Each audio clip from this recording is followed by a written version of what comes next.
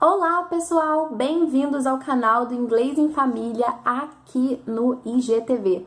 Aqui é a Bárbara e estou gravando hoje esse vídeo bem rapidinho para convidar você a responder uma pergunta. Por que ler poesias em inglês para as crianças? Talvez vocês já tenham visto aqui no nosso perfil no Instagram, né, o Inglês em Família, alguns vídeos de crianças muito bonitinhas, muito fofinhas lá pelos seus 3, 4, 5 anos recitando poesias. Todo mundo acha uma graça, mas às vezes pode ficar aquela pulga atrás da orelha, né?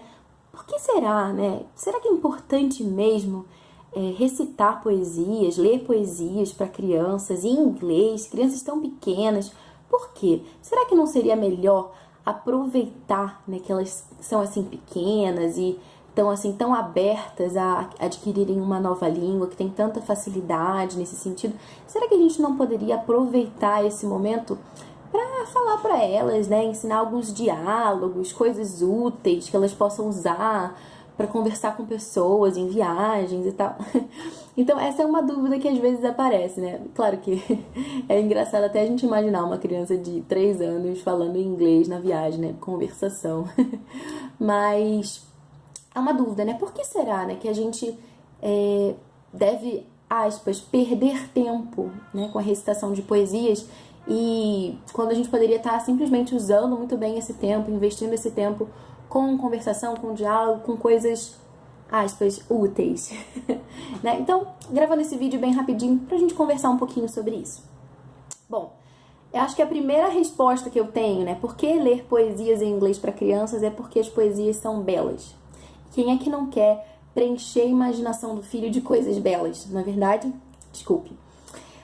Um outro aspecto também que eu gostaria de comentar com vocês é a questão da consciência fonológica. Porque geralmente nas poesias a gente vai encontrar rimas, determinados padrões ali de sons que eles vão formando também esse grande repertório interior, né, linguístico, esses diferentes sons que os nossos filhos vão aprendendo, vão conseguindo identificar, e isso ajuda bastante posteriormente na pronúncia, né? Vocês sabem que as crianças pequenas é muito mais fácil quando elas aprendem, né? Quando elas adquirem uma segunda língua, é muito mais fácil que não haja interferência da língua materna, ou seja, né, no sentido do sotaque. Porque às vezes, quando a gente é adulto, a gente vai adquirir uma nova língua, os sons a gente vai aprender uma nova língua, desculpe, os sons da nossa própria língua, eles interferem, então, produzindo aqui, né, o chamado sotaque, aquilo que os brasileiros morrem de medo. Ah, meu sotaque é terrível, meu sotaque é isso, aquilo.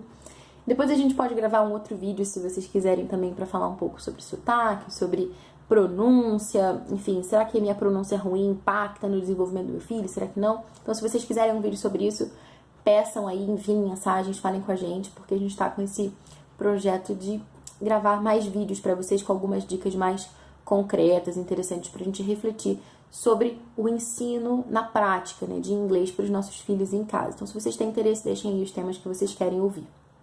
Então, as rimas, né, os sons das poesias, elas ajudam muito a formar essa consciência fonológica dos sons do inglês também, né, para os nossos filhos.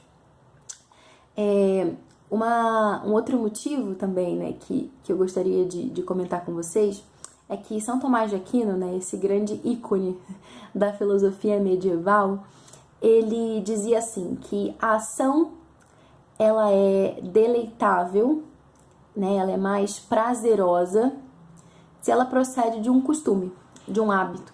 Então, é claro que a gente pode desenvolver esse amor pela poesia na vida adulta, a gente pode gostar de poesia depois que a gente cresce, mas se a gente já expõe os nossos filhos à poesia desde pequenos, isso é algo que pode fazer muita diferença para eles, porque eles vão olhar para a poesia como se fosse algo natural, algo que faz parte ali do dia a dia deles, né?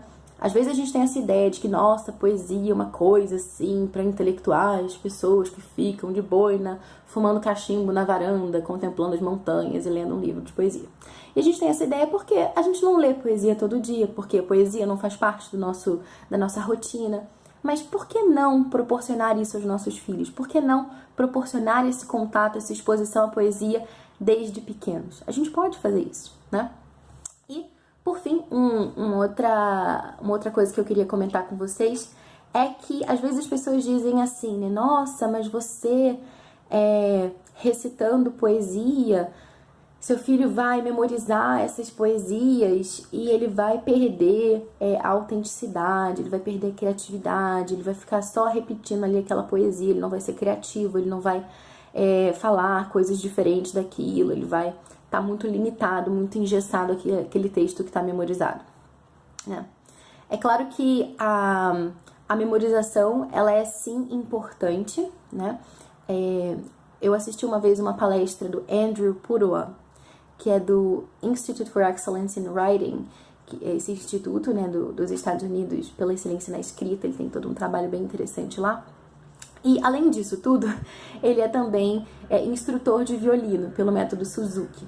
E o que ele dizia? Ele dizia que, pela experiência dele, né, de instrutor, ele podia perceber muito claramente que os alunos que tinham memorizadas mais peças de música eram aqueles que conseguiam improvisar melhor, aqueles que conseguiam ser mais criativos. Por quê?